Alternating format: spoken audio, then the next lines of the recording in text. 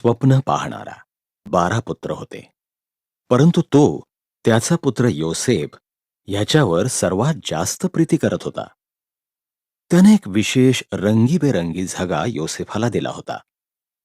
योसेफाच्या भावांना त्याचा हेवा वाटला. ते त्याचा तिरस्कार करत असत.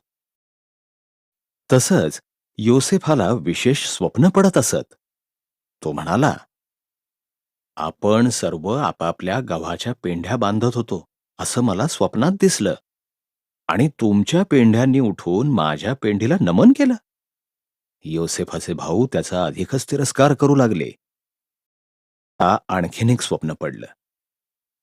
सूर्य, चंद्र आणि 11 तारे यांनी मला दंडवत घातलं. त्याचे वडील आणि भाऊ यांनी कुरकुर केली. तू आमच्यावर राज्य करणार आहेस असं तुला म्हणायचंय काय? योसेफाचे भाऊ रानामध्ये त्यांची मेंढरं चारत होते.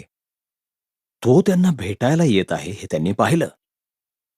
त्याला ठार करावं आणि त्याच्या सर्व स्वप्नांचा शेवट करावा अशी योजना त्यांनी आखली. आपल्या भावाला ठार करणं चुकीचं आहे असं रौबेन म्हणाला.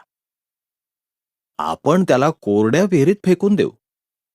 म्हणून त्यांनी योसेफाचा तो रंगीबेरंगी झगा फाडला आणि त्याला एका कोरड्या विहिरीत फेकून दिलं. त्या मार्गानं इश्माएली व्यापारी इजिप्त देशात जात होते.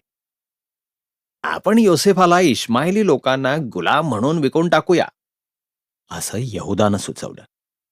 आणि म्हणून त्या भावांनी चांदीची 20 नाणी घेऊन योसेफाला विकलं. त्याच्या भावांनी योसेफाचा झगा बकऱ्याच्या रक्तात बुडवला आणि तो याकोबाला दाखवला.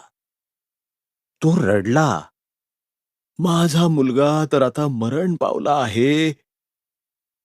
दरम्यान योसेफाला इजिप्त नेण्यात आलं.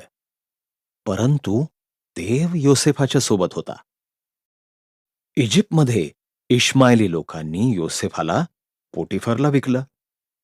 तो फारोच्या सरदारांपैकी एक होता. देवानं योसेफाला आशीर्वाद दिला आणि त्याला यशस्वी केलं. पोटिफरनं योसेफाला आपल्या सर्व मालमत्तेवर अधिकारी नेमलं.